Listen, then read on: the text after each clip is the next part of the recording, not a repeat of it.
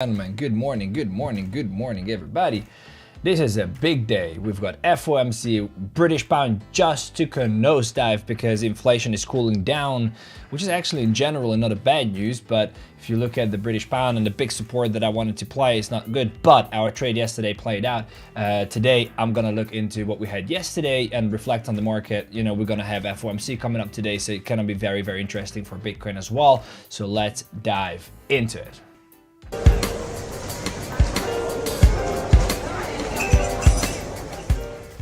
So I wanted to show you what we did yesterday. First of all, the pound nosedived. So what you saw is that we had the economic calendar, but let's not run further. Like, what am I doing?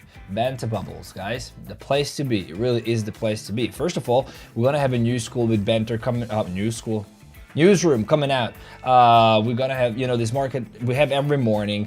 We have a discussion on the market, all the news, everything. This is the place to be. So you gotta go banterbubbles.com.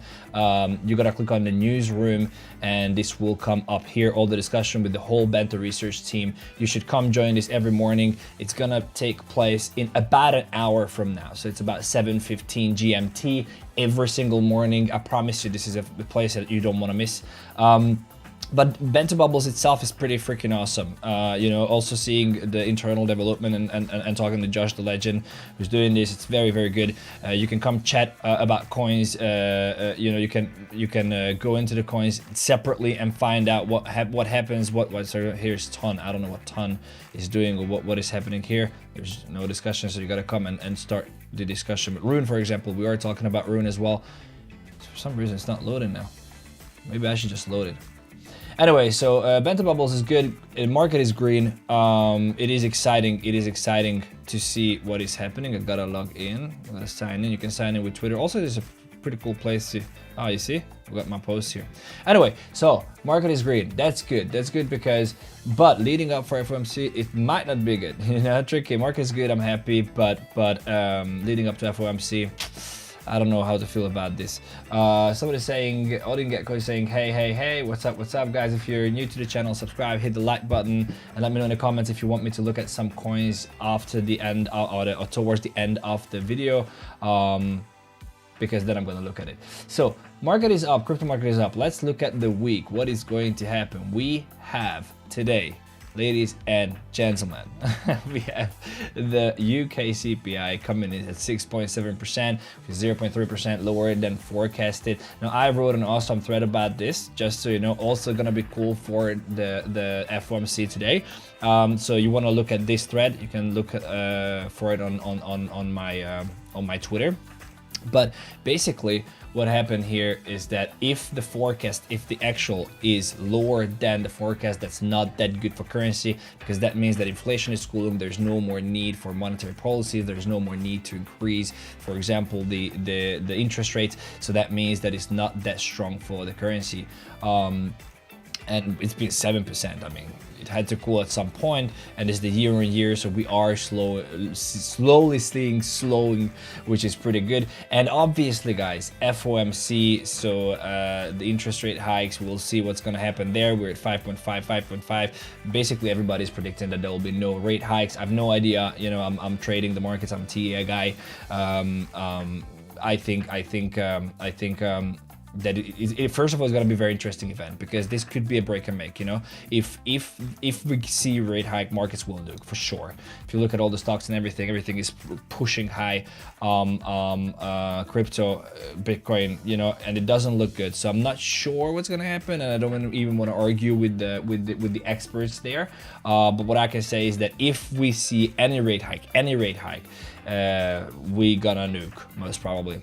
So we're gonna prepare for that. If there is no rate hike, basically the market is pricing that in, but that's also negative if we look at Bitcoin, because if the market is pricing that in, then this is, you know, buy the rumor, sell the news kind of event, where we can see Bitcoin pulling back quite nicely, and I'll talk about that in a second. But what I wanted to talk about is that yesterday I gave you a trade before this big nosedive, and I actually took that trade and even updated you. Let's look at what is here. I even updated you on this. Let's look at my Twitter. What did I say here? Yeah, exactly. So it was up here. So the idea here was, and I'm gonna give you a rundown on how I took this trade and why I took this trade. Let's take the music down here a little bit. And this is what I said. If we break above here, so this is the pound USD. So this chart, this is where we are right now. This is where I'm making the video. Above here, I will get in on the retest. I'll get in on the retest, or even get in here. Yeah, even get in here. And maybe I'll play it on the 4 hour. Maybe I will play it on 4 hour because it makes because it makes a lot of sense to actually play it for the long term, because the chart looks very, very nice. So I'll set an alert here. Other than this, I really want to see a break below here, an actual break. Like waiting for a break here and then a reversal. That would be more powerful than that. Cool. So what I was waiting is actually what played out. So I want to say, Master saying good morning all, good morning fam. Smash that like button, subscribe to the channel if you're new. We're doing this every single day. Next week I'm going for holiday, so next week we're not gonna do it. But after that, you know, kicking off with October, it's gonna be a killer time. So what I wanted to say is that if you look at, let me put the music back here. If you look at this, I said, you know, if we break above here, I'm gonna go for the trade. And the reason why I said that is because we were on the daily, a major daily point of interest. And if you go down on the 15-minute, we were on a daily, we broke above, so we created a 15-minute high here, if you see. And that's a great indication that we are going to break. The only reason though why we created the high is because we needed to come back down to the 50%. So we were wicking out this liquidity as well, touching onto some kind of supply and coming back down. So we wicked this, oh, we didn't even wick this out just yet. No, we didn't wick it out. We did. I think we did. I remember we did. Oh yeah, tiny bit. Yes, exactly. So we had a little bit of wick below, but everything is important on the market. So don't overestimate or don't underestimate that it's just a tiny wick. It is very, very important, because that means liquidity is taken there. There's nothing left there, and we see it very, very nicely, because what happens is that we see a break here. We see a oh, this is not what I wanted to do. This rocket is so fast. Let me go back here. So I'm recording the video here, yesterday's live. So what I was waiting for is a push above here, and we did see the push above, and I said I'm gonna get in on the retest. So if you go down to the 3-minute, you will see that there is a decent order block here that you know was the responsible where the inefficiency started. If you go down to 1 minute, I usually use the 3-minute, but yeah, it's the same thing. This is the first entry was here, and the second entry was down here at this fair value gap, which we didn't take, but this was the entry that I was waiting for. I got in here. The stop loss goes to the 15-minute low, and also the reason why I thought it was important that we wigged is because if this was a relative equal low, meaning that we did not wick through here, if this wick did not come back down here, that would have indicated for us to put our stop loss maybe on the 4-hour low, so below here, because our risk management would have allowed it a 0.08% stop loss, but that was not necessary. Because we did not, because we took the liquidity from there, and then we targeted, I don't even know what we targeted. Let me look at it. We targeted 24296. So 24. Oh yeah, I was targeting the 4-hour high. Yes, I was targeting the 4-hour high. Yeah, but oh, sorry about this. I was targeting the 4-hour high. What I wanted to say though is that because on the 4-hour it looks very good. This chart looks very good. Exactly. So it looks, this is what we targeted. Yes. So it looks very good. However, I always sell 80% of my stuff, you know, 80% of my position. I usually sell at 1 to 3. It's very important because first of all, markets are difficult to trade. Second, a lot of times what traders mess up is that they're targeting 1 to 10. And this is what I've done for a very long time. 1 to 5, 1 to 8, 1 to whatever that is, and you'd never take profits because you're like 1 to 5. You know how much, like that means that for one risk you're making 5 return, and that is very difficult to make, especially when you're starting out. So what I would recommend is that you find a strategy that has like at least a 50% hit rate, meaning you're right at least 50% of the time, and then just take 1 to 3, 1 to 2, 1 to 3 risk reward trades, and you cannot really mess it up. So what I did is that I took profits at 1 to 3. I take 80% down. You know, you got to leave some for the market and potentially leave for your next TP. So what happened is that we hit you know, I said that if we break through, I'm getting in on the retest. I got back in on the retest, and then we actually went up very nicely. And this is a 1 to 3 risk reward trade that was done. What is interesting, and this is also what's proving my point, is that the reason why you do want to take your profit is because, yeah, could I have taken profits up here? Yes, I could have. But if I kept the trade and I was like, okay, I'm gonna go for the 4 hour high, what would have happened is that I would have waited, and then today this is what I would have seen. Let's go into the hour. This is what I would have seen today. Waiting, we have a great position, and then bam, like a decent drop. And that's the problem with waiting for, you know, going all the way. The reason also why I sold and put my stop loss break even is because we had the data coming out today, the CPI, which is a very, very important data. So I had to sell it. Anyway, that's about last trade. So I hope you took this trade, and I hope you reap the benefits. Let's look at Bitcoin. Now, if there is the problem that I don't, so first of all, this was my, again, I want to follow up. I think we need more transparency in this space. So what I'm going to do is that I'm going to own up to all the mistakes that I do, you know, and I'm going to, you know, I'm going to be happy about the stuff that I actually get right. Summarizing everything. So this is what I said yesterday, is that we're either going to push now. This is the most likely scenario. Push. So this was the push. This is where we are at the time of the recording. This is where we are. Bitcoin is at about 26,700 now. So this is 800 even. Take the high about take the point of interest around 27,300, and then push all the way at least to 25,800 at least. That's my main scenario. Exactly.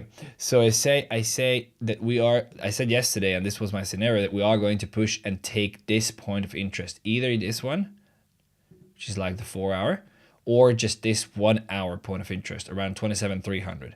Now, what we saw though is that we have pushed. I'm just replaying this chart. We have pushed and then wicked through, and it doesn't make any sense. I mean, it does make sense because we didn't break the 1 hour low, but it doesn't make any sense because this seems tricky. You know, something smells. Where's the poop robin?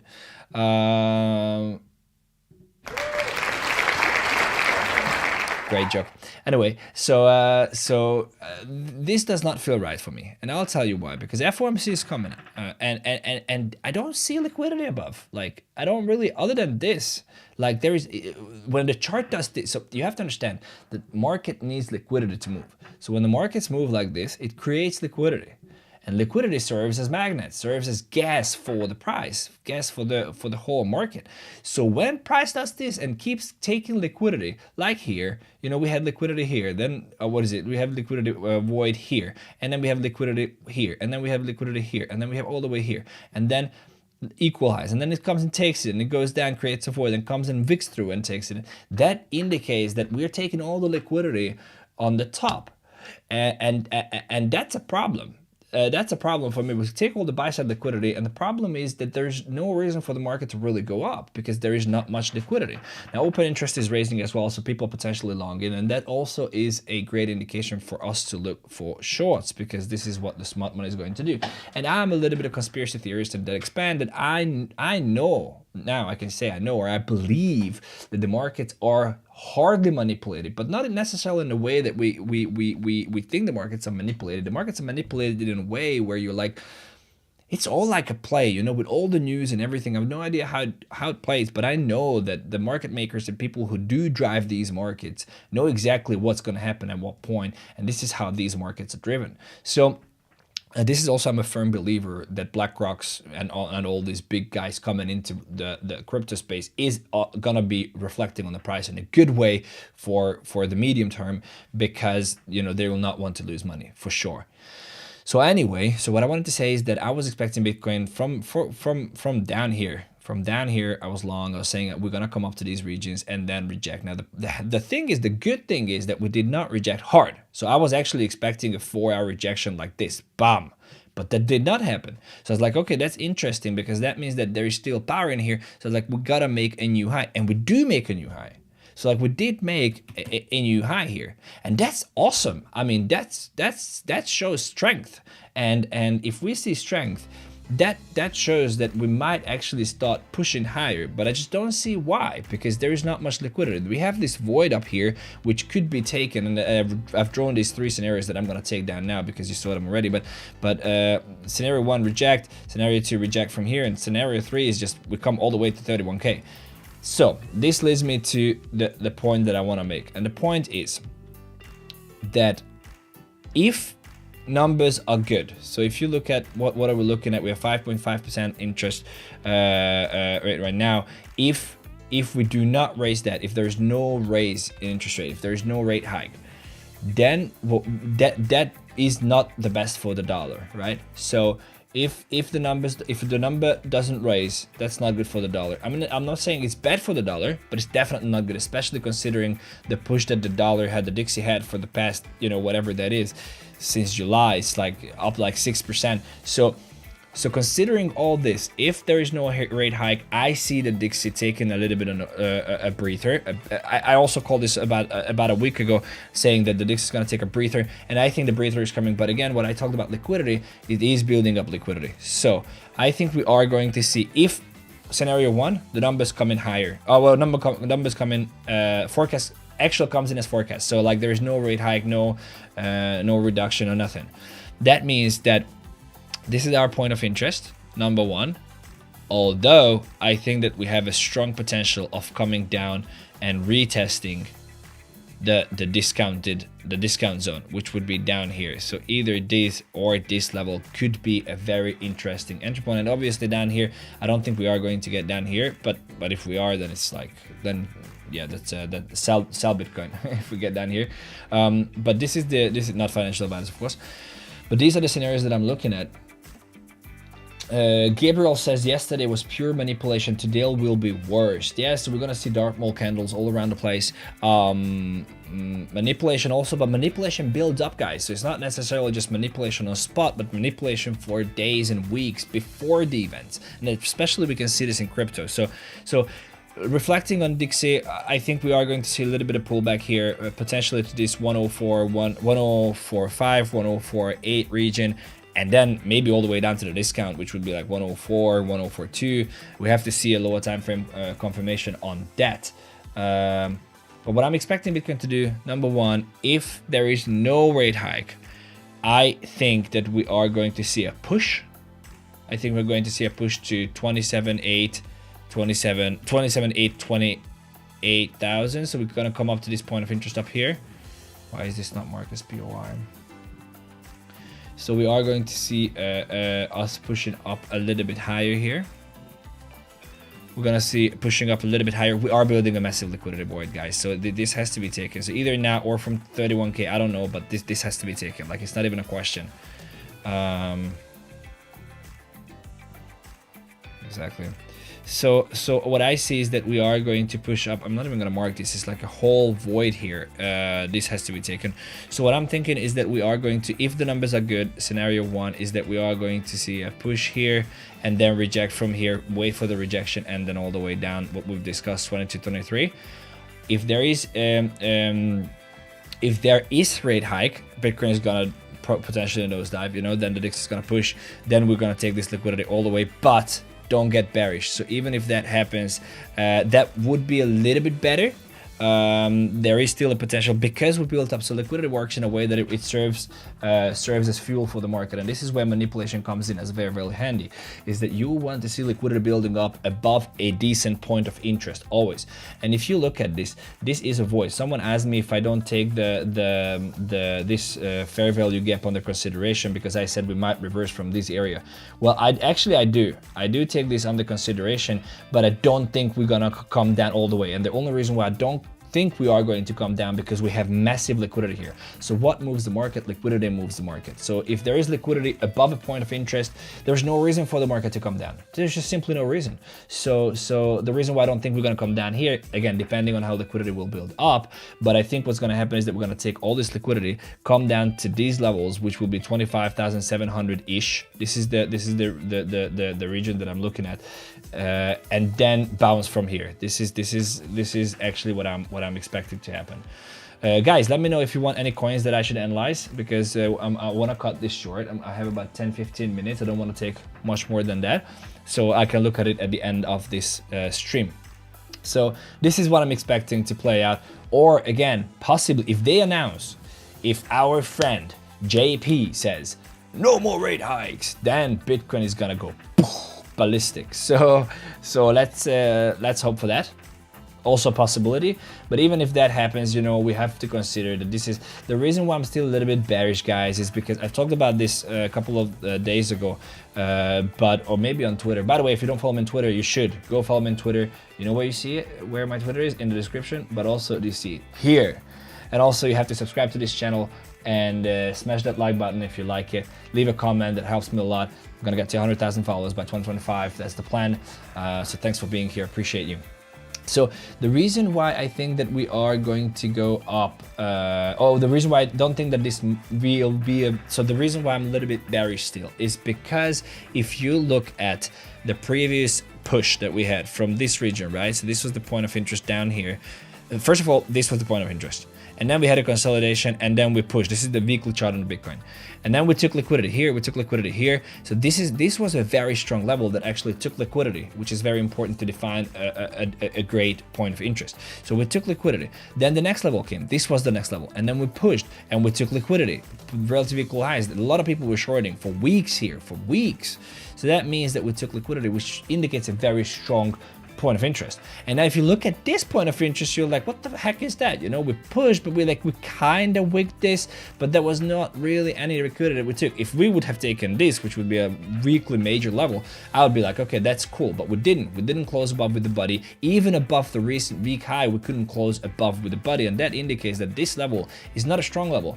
It is technically still a strong level. So we came back to the discount zone, we formed a higher low. So technically, you know, we have a 1, 2, 3, 4 point of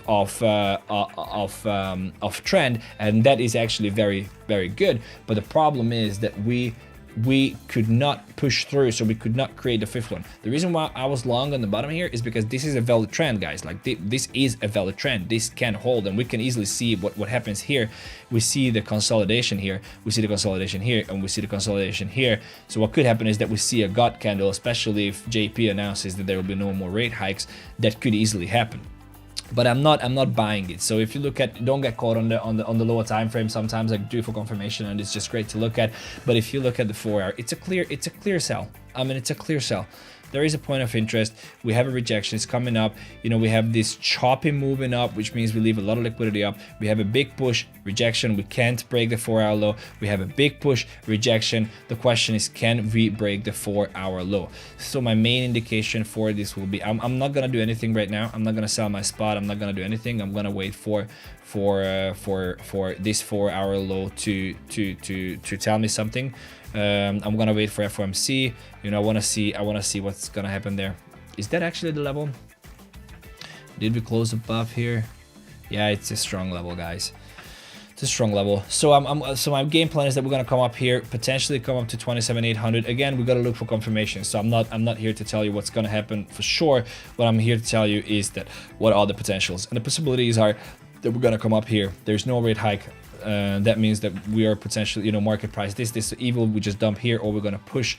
If we dump, you're gonna look at for this level, we're gonna put 26,600. If that breaks, get out on the retest, in my opinion. I mean, I will get out on the retest, except if we go down here before we have a retest. So if like it's like a liquidity grab, we call it. So if it's a raid without us getting back, if this is the scenario, get out, because we're coming down and then we have time to evaluate here.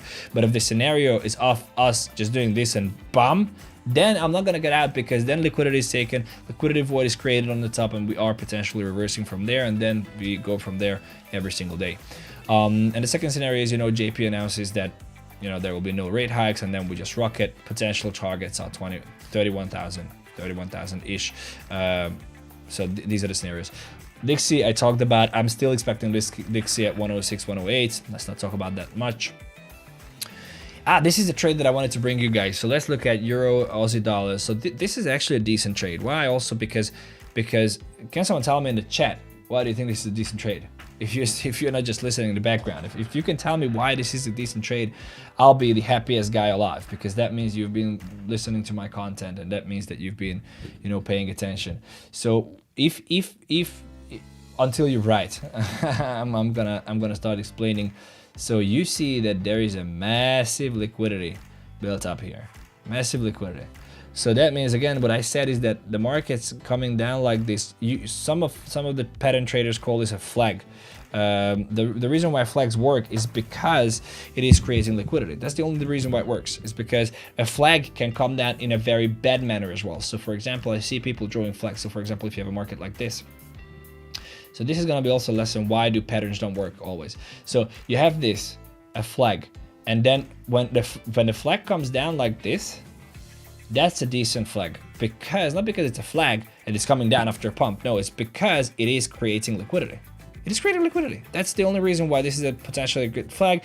Then you have a point of interest here, and then once that point of interest is touched, price rockets. You know, it's very simple.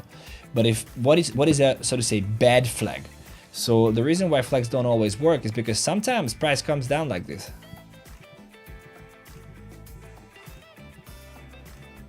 I mean, this is not a flag. You know what I mean? And people might be like, oh, so this is like a flag like this, and I see this and I'm like losing my hair, you know, because this is not a flag, bruh. It's not a flag. So the reason why it's not a good flag is because we are taking liquidity. So if we do not create liquidity when we're coming down, and we take liquidity all the time, that does not indicate that there's no reason again for the market to push higher. So if you look at this here, there is a very, very big liquidity, very strong liquidity being created here. So this level will be my level for entry. My stop loss is gonna go here. Also very important what I said. First of all, we are on a 4-hour, decent 4-hour level. So also on the daily and on the 4-hour point of interest, we have a decent bounce on the lower time frame. So on the 15-minute, we create an MSS right here. Then we push higher. Let me see this. We come back for the 50% here. So this is a strong level. Then we start pushing.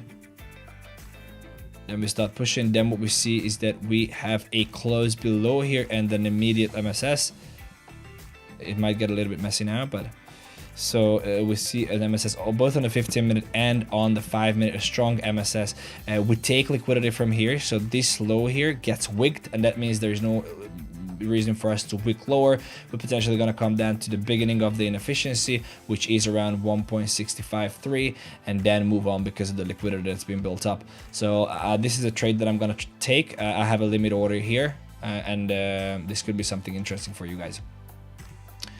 Other thing, yeah, I got in short here. I cannot tempt myself, you know. Guys, if you're new to the channel, subscribe and hit the like button. So I cannot tame myself because, first of all, yeah, the numbers were you know, the inflation numbers came in lower than expected on in the UK, but it's not like completely unexpected. You know what I mean?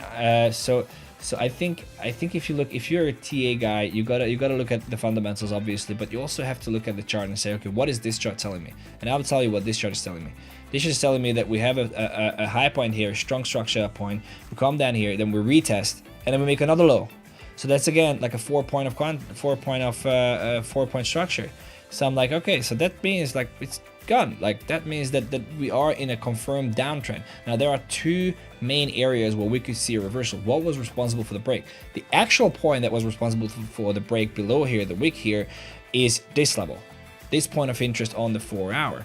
So like it's not even on the 4-hour. I think it's on the 4-hour. Yeah, so it's on the 4-hour. This point of interest was the responsible for the break below that point. It's that simple. So if this means that this is a great point to short, because we are going lower and targeting the actual daily point of interest, because on the daily we saw a very decent bounce here. And since then, we're just coming down, and we could not break the structural points. We came back to 50%, retested, going down. So this is a great short for me. This is a great short for me. The only reason why I was cautious on shorting this is because of the inflation, the CPI data. But even that is not an issue. So I think I'm in short. I'm short and strong. Obviously, a pretty big stop loss with 0.24%. So you gotta manage risk. But this is what I'm looking at. I'll be definitely looking at reversals or like potential reversals at these regions. just so I see where I can get out, and I'm gonna get out at 1 to 3 most probably. So it's gonna be around, yeah, it's actually tying in very nicely with this point of interest around 0.85. I'm actually gonna put this here, but I'm targeting way lower. So I'm targeting way lower. I'm targeting this daily point of interest around 84 cents. That's my plan. And then the same thing happens here. Look at this. This is actually a great long. This is what I've been waiting for. I'm very happy that it's playing out just in front of our eyes. Let's look at the, oh no, we don't see it on the 1 minute. Okay, but we have, let's see if it did it on the 5 minute as well.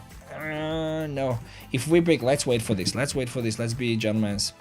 So this would be not the strongest level because it didn't form in the,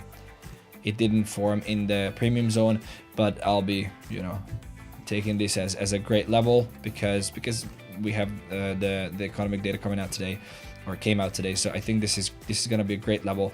If we break this level, I am going to get in on a long on the retest, but, and this is a big but, guys, you know, if we push through here and we don't come back for a retest, I'm not gonna get in. So if we complete the 50% and then try to get in, come back in, I'm not interested. So I'm only interested in a decent push above here, and then get an entry on the actual retest there, which will be, yeah, this, it will be this.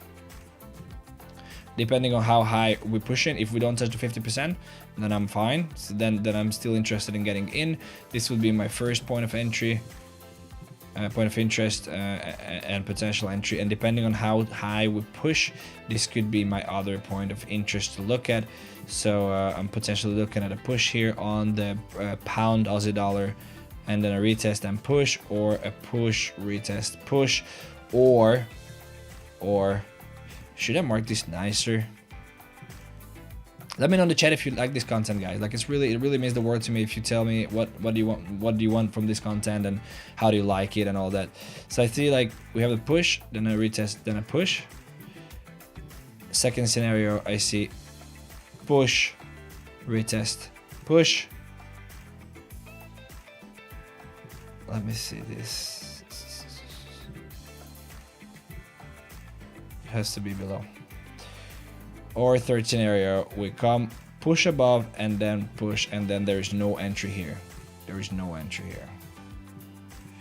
Okay, so these are the scenarios that I see playing out. I'm excited to see. I'm gonna put an alert here, and I'm gonna update you on my Twitter. Oh no, I ran out of alerts. I have to upgrade my trading view. It's so crazy. Okay. So I wanted to talk about this a little bit as well. I'm not a fundamental guy, but this is something I just thought it was very relevant to talk about. I don't know if you see this video or not. If you haven't, go check it out. It's basically Ben is talking about. And so I don't know if you've been up to date with the whole information about, you know, Ben leaving Bitboy crypto and the whole mess around this, cheating, not cheating, steroids, and it's been just a mess. But him coming out now and talking about actually asking people to donate money for him. Guys, I'm just appealing to you, bottom of your heart. It's a lot of smoke and mirrors, is what I'll say. And so, guys, I'm just appealing to you, bottom of your heart, from the bottom of my heart, saying we're going to fight for this. Forward to it. 11:30 a.m. Eastern Standard Time, the legal fund. They took the Lamborghini, so I couldn't sell it, like, obviously. And I'm in a bad spot right here, guys. And I'm going to starting tomorrow, we're crypto content. That's what we're going to do. And I'm really looking forward to it. So, like, guys, so and this is interesting. I'm not here to judge. That's very important. Like, what I just wanted to, I always take these, you know, events to the heart, because I look at my problems and I look at my life and I'm like, you know, everybody's struggling to some extent. And I look at this and I'm like, you're just never invincible, never invincible. And there is a saying that Tom Hanks said in one of his interviews, is saying, this shall pass. Remember, this shall pass. Like, if you're struggling in life, this shall pass. If you're having success, this shall pass. And that stuck with me. And seeing this guy was riding with a Lamborghini and showing Rolexes and whatnot, and flying to the Bahamas to interview, you know, and get funds back from SBF. And it's like, you know, it's crazy to see him now asking for money to an Ethereum address to fund his legal case, which is like beyond me. It's very important. The reason why I brought this here is that you know, this shall pass. Always remember. And this was a grounding kind of video for me today. Other thing, Stanford University to return 5.5 million FTX donations. This is it. Look at this. It really is. Like, honestly, the thing about this thing is that I think it's pretty bad, you know, that this money got donated, but these guys couldn't know, you know, so everybody's like bashing politicians and shit. I'm not sure they knew that the money that they're getting is actually our money. so, but the fact that the Stanford University coming out and actually giving back $5.5 million is a lot of money. Respect to them. So that's a cool part. And also follow me on Twitter. I don't want to deep dive into news. Let me know in the chat if we should actually talk a little bit about news as well, or how this should. Oh, by the way, thank you so much for 100 subscribers. We've passed 100 subscribers, which I'm super excited about. It's pretty awesome. Thank you so much, guys. I'm excited to do this. Excited to grow. Excited to continue growing, and appreciate all the support from you. Appreciate you watching, appreciate you subscribing, appreciate you liking, leaving a comment. I'm actually replying to every single comments that I see. And yeah, follow me on Twitter. See you in the next days. Ciao.